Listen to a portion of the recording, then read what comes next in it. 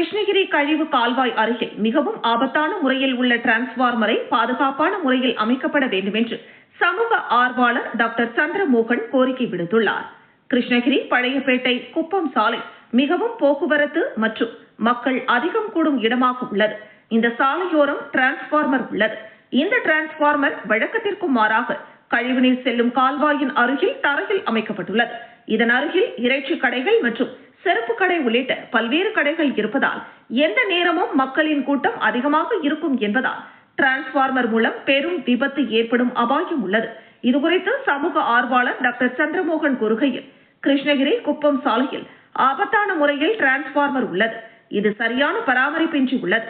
இதனால் இந்த சாலை வழியாக செல்லும் மக்கள் மிகவும் அச்சத்துடன் செல்கின்றனர். குறிப்பாக இந்த டிரான்ஸ்பார்மர் கழிவுநீர் செல்லும் கால்வாய் அருகில் இருப்பதால் மழை நேரங்களில் பெரும் விபத்து ஏற்படும் அபாயம் ஏற்பட்டுள்ளது. இதுகுறித்து சம்பந்தப்பட்ட மின்வாரிய துறைக்கும் கோரிக்கை விடுத்தும் எந்த நடவடிக்கையும் இதுவரை எடுக்கப்படவில்லை என்று தெரிகிறது.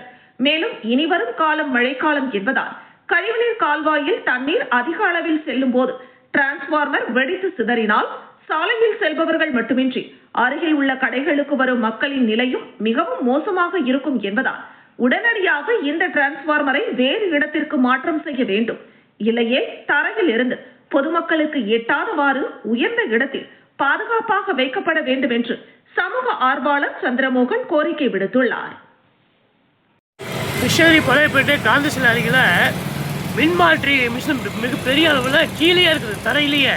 அதை பார்த்தீங்கன்னாக்கா சாக்கடை நீர் தண்ணி அதிகமாக போயிட்டுருக்கு. இது தண்ணி வந்து சாக்கடை வர்றதுனால அந்த மிஷினு மின்மாற்றி வெடிஞ்சதுன்னா மிகப்பெரிய ஆபத்து ஏற்படும்.